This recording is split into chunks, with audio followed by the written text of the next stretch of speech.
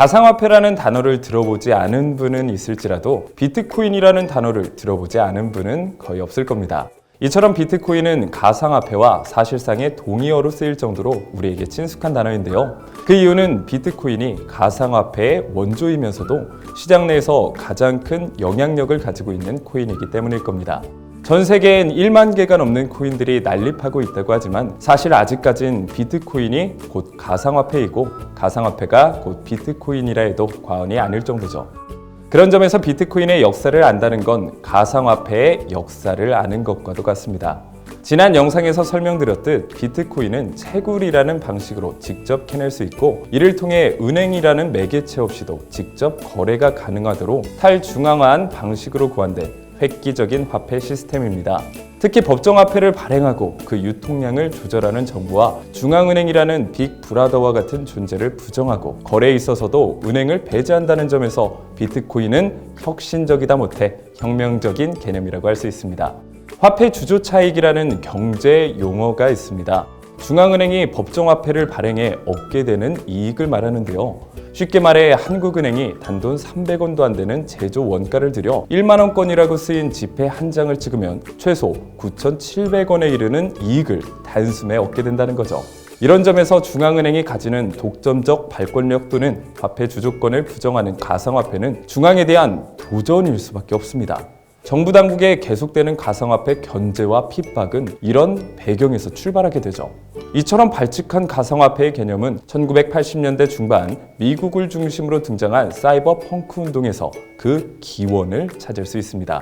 사이버 펑크는 그 이전 세대인 히피족처럼 주류 사회에 편입되지 않은 채 자유로운 삶을 누리려는 공통적인 성향을 가지고 있었지만 고도의 컴퓨터 능력을 갖추고 이를 개인의 자유와 프라이버시를 보호하는 데 적극 활용하려 했다는 결정적 차이도 있습니다. 특히 이들은 가상화폐를 통해 국가가 개인정보에 함부로 접근하지 못하도록 하면 국가 기능이 약화될 것이고 이는 정치, 사회적 변화를 만들 것이라 믿었습니다. 그런 첫 시도는 미국인 컴퓨터 과학자인 데이빗 차움 전 뉴욕대 교수로부터 시작되었습니다. 그는 1990년에 디지캐시라는 초기 가상화폐를 만들어 상업적으로 일부 결실을 맺었습니다.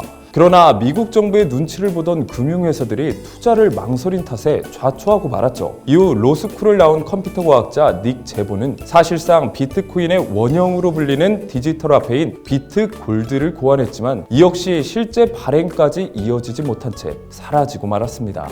그러다 글로벌 금융위기가 발발하면서 중앙의 금융 권력에 도전하고자 하는 또 다른 가상화폐의 도전이 부활했는데요. 금융위기의 기운이 여전하던 2008년 10월 31일 오후 2시 10분 사토시 나카모토라는 익명의 개발자가 암호학 전문가들과 아마추어 수백 명에게 보낸 이메일에 첨부된 블록체인이라는 기술을 이용한 P2P 거래 방식이라는 제목의 논문을 통해 비트코인 개념이 처음 세상에 알려졌습니다. 이 논문에서 사토시는 중앙은행이 화폐 가치를 지켜줄 것이라는 믿음을 배신당했다고 선언했죠. 그로부터 두 달 뒤인 2009년 1월 3일 사토시는 최초의 블록인 제네시스 블록을 생성하면서 그 보상으로 50개의 비트코인을 채굴했고 이것이 최초의 비트코인 발행이었습니다. 그러나 디지캐시나 비트골드 등 선배격인 디지털 화폐의 실패를 목격했던 전문가들은 한동안 비트코인에 대해 냉담한 반응을 보였습니다.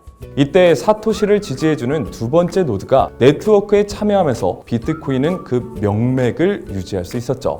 바로 할핀이라는 정보 보안 프로그래머였는데 이 사람은 비트코인 프로그램을 다운받아 채굴을 시작했고 나중에는 사토시와 이메일을 주고받으면서 비트코인 시스템을 개선하는 데도 큰 역할을 했습니다.